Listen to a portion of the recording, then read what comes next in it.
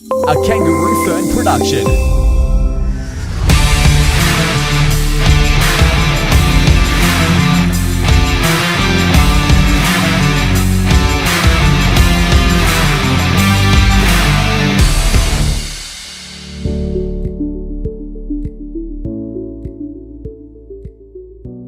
Hey Steve and Team Podcaster, we welcome to the show, Steve. It's been a Hey, thanks for while. having me. Yeah, it's only been about half a year, but it's 2020, so it seems like forever. Yes, so the last time we have a chat with you was during the podcast summit, which is on I think it's April this year. It's Mhm. been a lot of happening in podcasting space since then. To our audience and to our listener right now, Steve, can you tell us about yourself so that they'll learn from you? Sure. Well, right now, all they need to know about from me is that I'm a full-time podcast editor, and I run a couple communities for podcast editors. It was a accidental career that I started back in 2016 when I had somebody in a community they belonged to ask if I would edit their show. I was a podcaster. I was hanging out with a bunch of financial bloggers in the same niche and always talking about podcasting. And they're like, okay, we don't want to do the editing. Steve, would you? And when this community started hearing that I was doing it for this one podcaster, I've got a bunch of other people asking, and it just blew up into this career. And then I selfishly started a Facebook group for podcast editors because I wanted to only talk about the post-production stuff. I was so tired about hearing about microphones and mixers and people asking the same question. What do you think about Libsyn? What do you think about this mic? And I was like, let's just talk about post-production stuff. I want to learn more there and hang out with people like that. And it grew. It's still growing. We got over 7,300 members.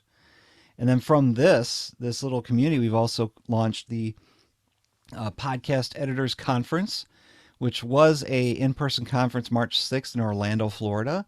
It was 1 week before WHO came out and said that there was this pandemic and everything had to shut down. So we got right in there. And then we took the videos from that fantastic conference and launched a membership site with a bunch of other content to teach other people how to start or grow their own podcast editing business. And it just keeps growing from there. So that's what I've been doing. What have you been up to? Still trying to figure out. Yeah, so thank you so much for that. So what it takes to be make a career out of editing podcasts? So is that hard? Do I need to learn a lot of software or technicalities? Well, to make any kind of career out of anything, it's going to take, at least as a solopreneur, somebody who's working by themselves, trying to serve, a variety of different clients, your level of success will come from great customer service. You, of course, have to have the skills in whatever it is you're providing. And since we're talking about podcast editing here, we'll just use that as an example. I knew how to edit, but I was not good at it. I knew how to edit my own thing. I've been using Audacity to edit my show. And if anybody knows, Audacity is not the most sophisticated product out there. But I was familiar with it because I was using it before podcasting began. I was using it for my own show, which I launched in 2010. And then when somebody asked me, hey, would you edit? I'm like, well, I can do it, sure. I wasn't expecting it to turn into a career, so I was just using Audacity for it. And then when it became this thing, I was like, oh, I gotta start upping my level. So then it became more of a learning thing while I was also trying to create this new business. So I had to learn a little bit more, and I was honing my craft too, because I wasn't a great editor on my own show, but I had to be for somebody else. I had to provide a better product for them than what I would do for myself. And that just gets you more recommendations, more kudos, means, two thumbs up from your from your clients, and they get to tell other people about you. And my main marketing effort has really not been much of an effort at all. It's been word of mouth from my clients. I've gotten lots of credibility from them just by them being wowed and delighted by my service, which I didn't think was that fantastic, but they're just like, Steve, you're great. I love it. And so great customer service is the number one thing. Skills, yes, you got to have the skills, but like I said, I didn't have that much. I didn't have any formal training in audio, nothing like that. Just experience, just learning from doing. So there's a lot of software is coming out in the market. Some of them are AI to help you polish your podcast. Do you think that it's gonna be affect any podcast editor? Because there's a lot of software upgrade that easy for DIY podcaster to do instead of hiring a podcaster. What do you think is why we need to hire a podcast editor than rely to this AI software? Well, the AI software that's doing the editing for us, the main one is called Descript. It's an amazing piece of software where you upload your audio through this app and it transcribes everything. And this transcription is actually pretty good. It's not perfect, but it keeps getting better and better. And it's really it can stand on its own. But that's not why you use Descript. Then you can edit the audio by editing the text. That's amazing. I mean, if you think about it, you could take out full sections of a podcast just by highlighting it, clicking delete on the keyboard, and you've just edited audio. It's magical. It's amazing. So the AI in that is pretty fantastic. Obviously, there's a lot more features that something like Descript has to offer, but it's not perfect. One thing that they had a problem with for the longest time, and they're really getting closer to making it a lot better, but it's still not perfect, is a crossfade or just keeping the edits from sounding unnatural. Because the sign of a good editor is you never had any idea that he or she was there. You got to be able to listen to a show and have no idea that it was edited. There might be some audio production there, with the intros and outros, music transitions, sound effects, whatever. Then it's obvious that it was edited in some way. But when somebody's having a conversation, you as the listener want to be absorbed in the conversation. You don't want to be distracted by, a breath got cut off halfway through because it was a bad edit, or somebody tried to cut out an which was part of another word, because that's how some people will speak that way, and it is unnatural and it becomes distracting, and you don't want that. So AI can help. It can shortcut things. I've used AI for some of my clients because they have distinct verbal crutches that I can quickly go through and just eliminate 100 instances of my client going, right? At the end of every sentence, right? They say, right, it's all right, So I go through this thing with this script, take out the rights, and it saves me time or sanity in the other case. But the AI coming is interesting. There's other stuff that the AI is out there to help us with, specifically like show notes and writing text and copy and stuff like that. But as far as editing audio, you cannot replace a human being for it because it just doesn't know how to be human yet. Hopefully in the future. Well, But no, because I like my job. that's a long way. Yeah. All right. What are the best, say, resources that help you along the way in this podcasting editing? When you say resources, are you talking about pieces of software? Or are you talking about communities? Because I could talk about both, and they both are valuable, actually.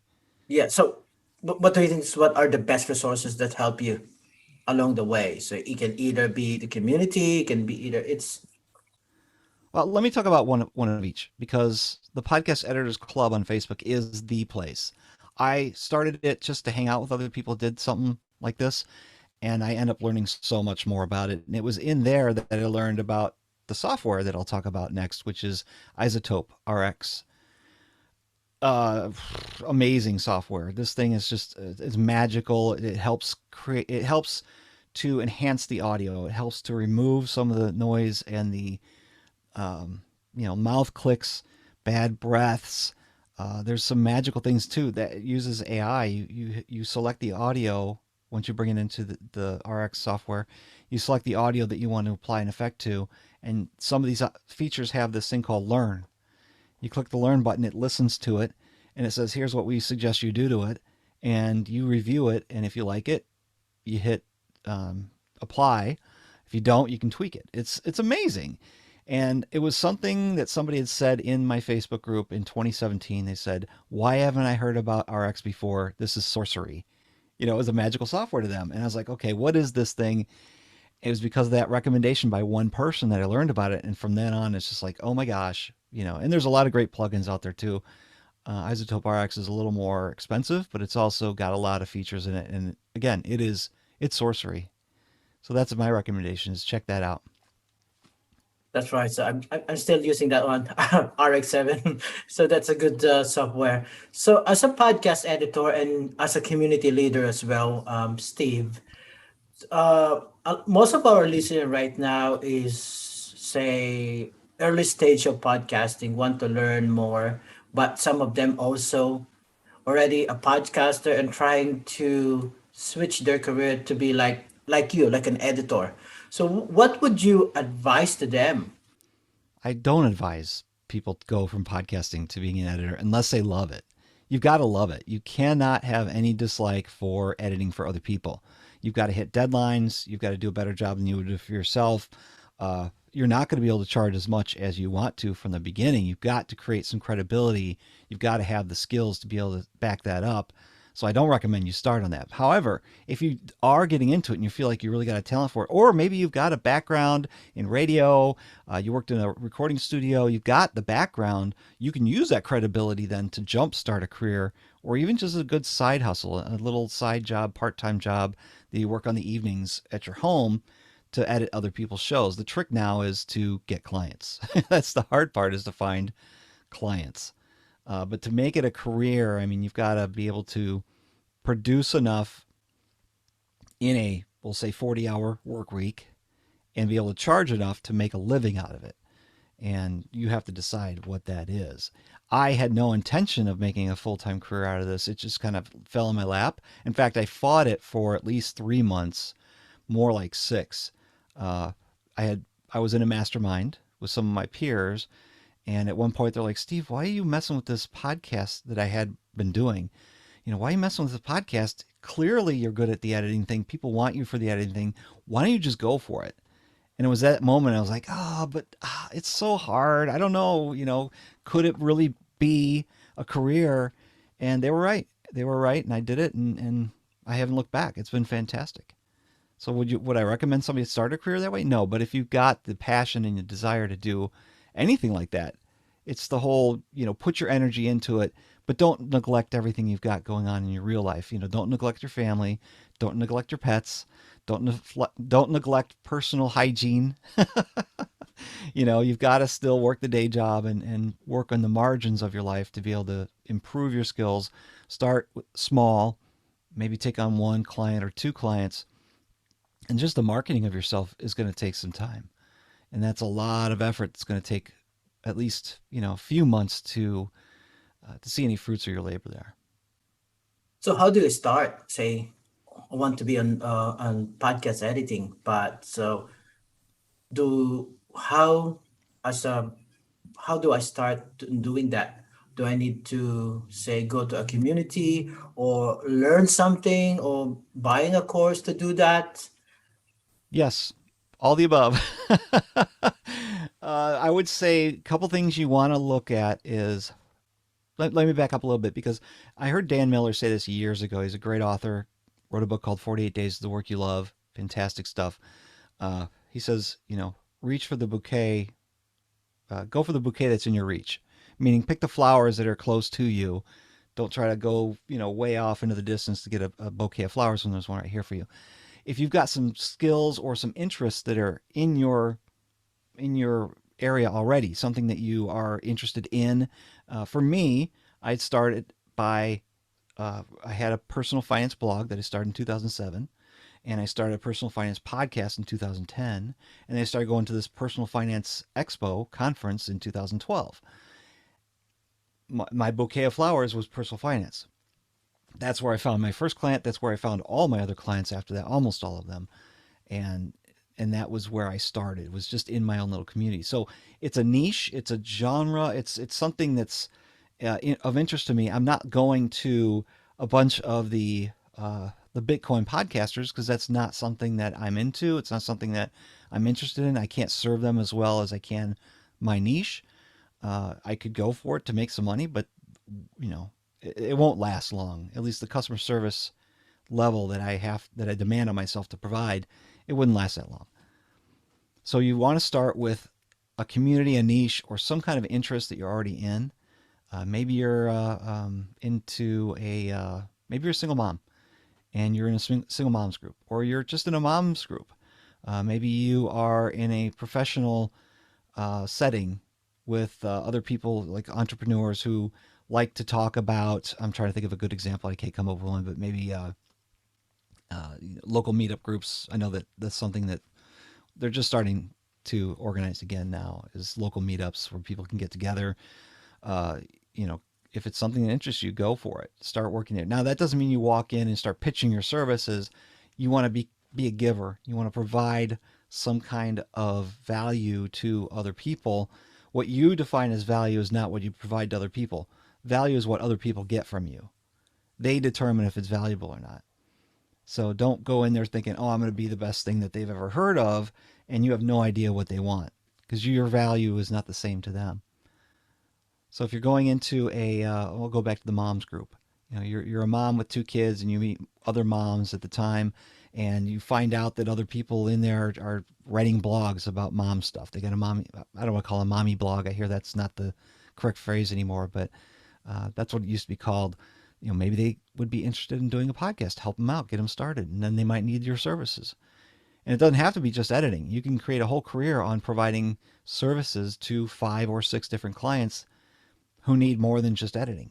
You just got to be able to provide that service to them and be able to deliver on time and a good product.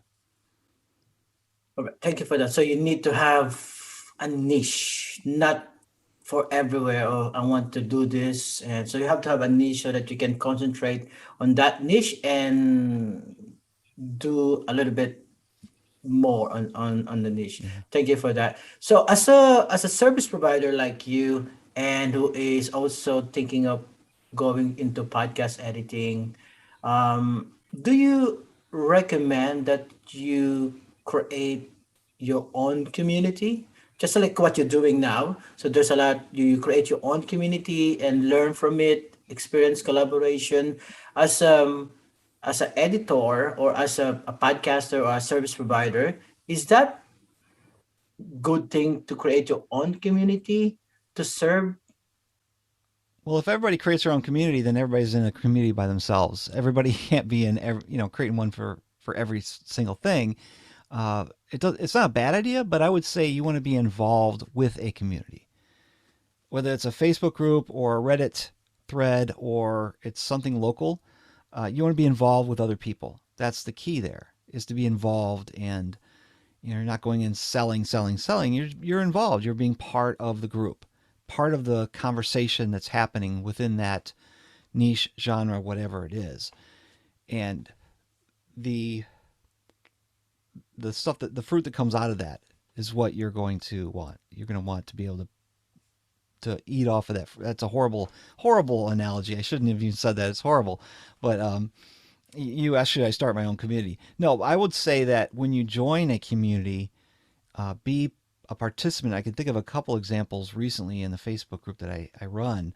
There's a guy named Kareem who came in, and he just, all of a sudden, he's just like explosive all over the place. He's posting in there and sharing really cool stuff. He shared a way to, he took his, I don't know if it's PlayStation controller or one of the video game controllers, and programmed keyboard shortcuts so that he could edit his podcast on his computer through Reaper with his game controller. And it's the funniest thing I've seen all month. And he's just all over the place. So he is part of the community now. And from there, we're definitely able to have more conversations. I'm remembering his name. And he's going to probably get some kind of recommendation or personalized touch from other people who are looking for help or need help with something. And, they're going to take his advice more. They're going to, take his advice more readily now because he's been giving all this time. You have to be a giver so that Absolutely. people can learn, and then because if you give more truthful information, then they said, this guy got a good quality when I hire him or her. So the next question is, there's a lot of DAO software. And if you're starting out as a podcast editor, which one do you recommend to them?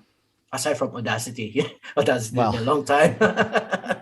I will tell you that whatever you are familiar with, that's where you want to start. You want to master that DAW. For me, it was Audacity. I have mastered Audacity to the point now where I'd love to try another software, but I just know I'd be lost. And I've got deadlines, and I'm an old guy. I'm comfortable in my ways, But however, there are some great programs out there now that are better for podcast editing.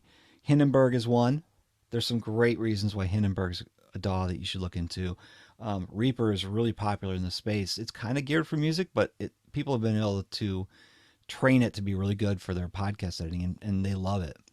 Those two are definitely high recommendations. However, the number one most used DAW by far among professional podcast editors is Audition, which is an Adobe product. Adobe makes Photoshop, Illustrator, a couple of those great products, but they also have this audio editing program, and it comes with a lot of great tools built into it, so you don't really have to buy extra stuff like Isotope RX or Vocal Writer and stuff like that. It can do a lot of it for you, and it has some really cool features that aren't available in other DAWs either.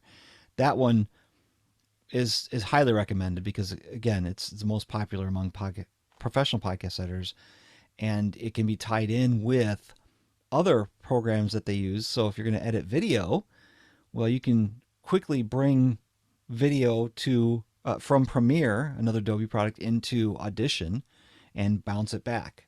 It's amazing how that all works. It all ties together. So if you're going to do video, I would definitely look at that. So number one most popular is Audition for many reasons. The number two most popular DAW is Pro Tools, which is a really professional one, but it's been around for like 30 some years. It's one that if you ever worked in a recording studio, that's what they had. It was like the standard. A little pricey. From people who use it, they say it's still kind of a resource hog. So you got to have a good computer for that. But then another one, oh, actually that wasn't number two. Excuse me, I have that wrong. Number one is Audition. Number two is Audacity.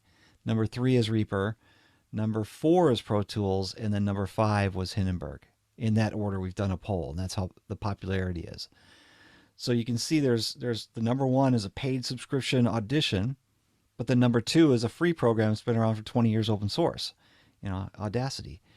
It's all over the place. Now, can I produce a better product than with using Audacity than somebody using Audition? Maybe. Depends on our skills and stuff like that. So if you're going to get started, start with what you want, what you already know, and master it. But if you've got the ability or the desire to try something else, Audition's the number one most popular one.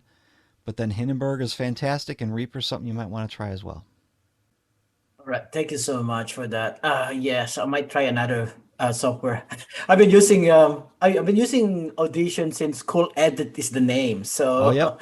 it's been a while now. So Yeah, you're old too. used to be Cool Edit Pro. Yeah, it's been a while. Thank you so much for that. So what are you? We're still in pandemic right now. So what are you most exciting about this year? Well, this year, it's actually, you started with saying something about the pandemic. It's the opposite. I'm actually going out and getting back to the conferences. Here in the United States, we actually had Podcast Movement just last month in August, and I bought a booth in the expo. And the reason why is I knew that these conferences were going to be hurting, and you don't have people showing up, who's going to pay the bills? And these conferences, I need these conferences to exist for selfish reasons and because I love the medium podcasting so much. I'd hate to see, these conferences go under because of lack of funds. So I sponsored a booth, and I didn't do it for my product and services because it would be stupid for me, a podcast editor of personal finance podcasts, to go to a podcasting conference to market my services. That doesn't make sense. I thought, okay, what if I promoted the Facebook group? Well, it's a Facebook group. Where's the ROI there? There's no benefit to that. But then the third reason is really what clinched it was I have this academy, and I have these members of the academy, and I've got some that were going to be at the conference. So I bought a booth.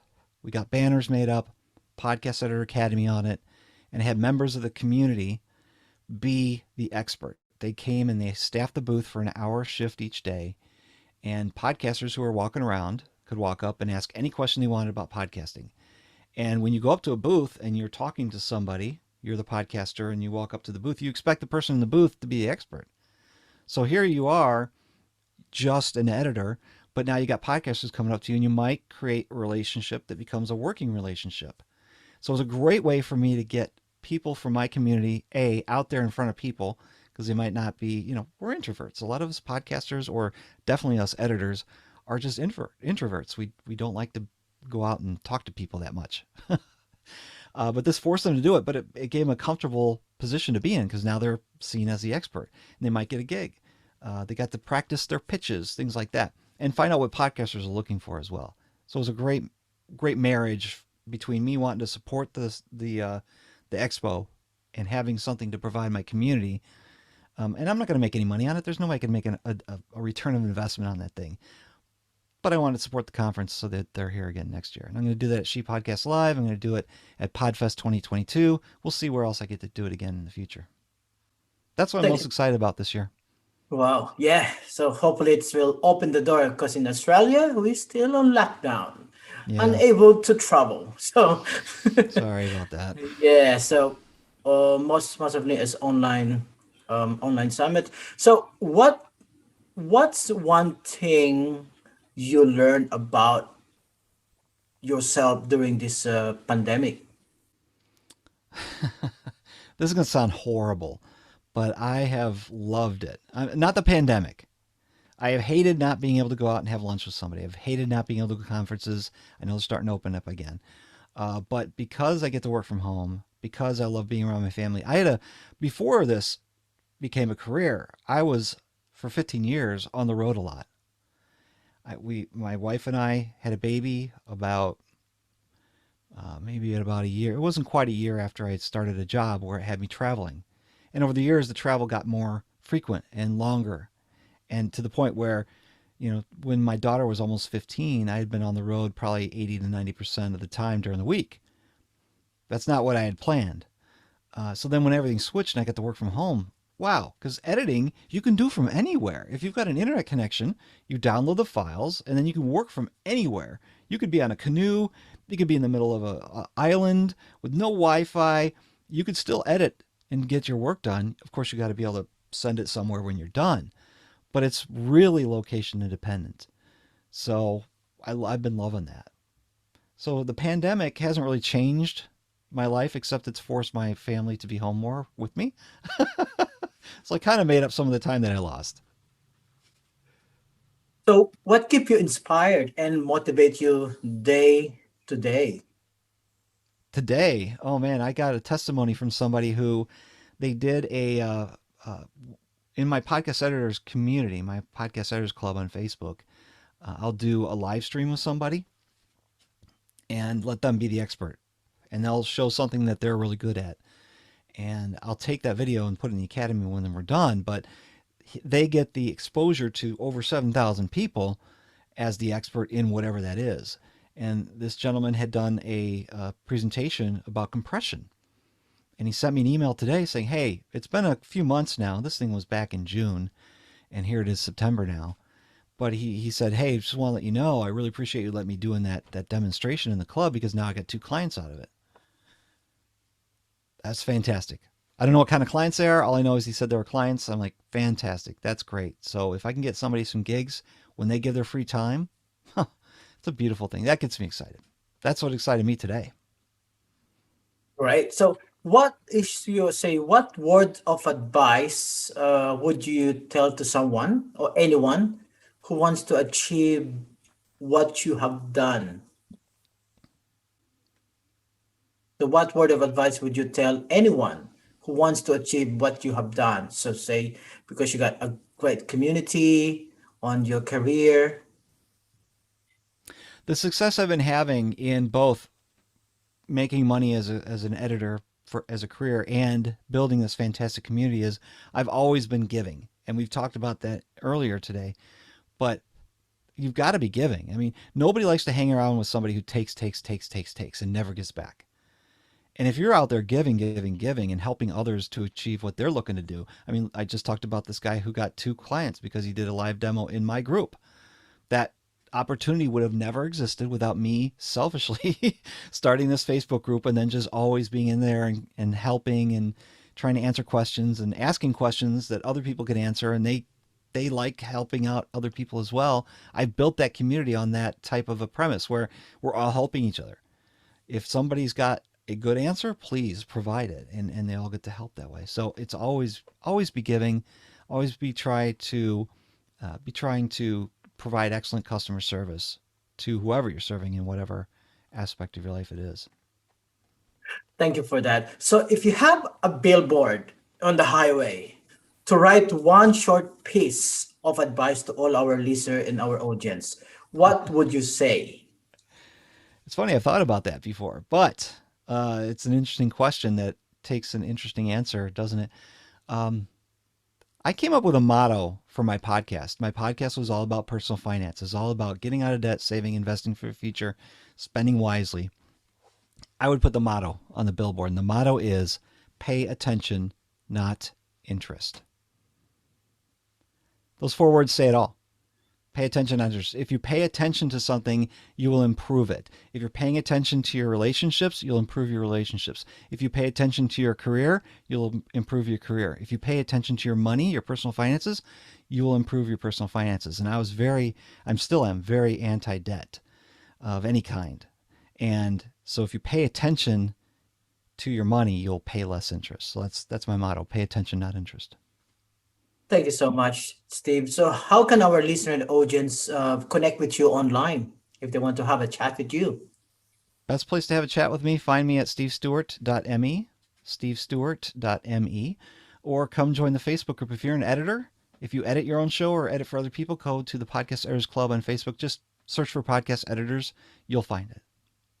All right. Thank you so much for your time, Steve. And yeah, so just go to the Facebook group, which you will learn a lot of tons of information about podcast editing. Well, I've been learning a lot on that Facebook group, and thank you, Steve, for that. Thank you so much. Enjoy the rest of the day and see you again for another episode. Thank you. See ya. This podcast is produced and managed by Kangaroo Fern Media Lab, Australia's independent video and podcast company. We do the podcasting hard bits so you don't have to. We make podcasts easy. Book a call at www.kangaroofern.com. www.kangaroofern.com.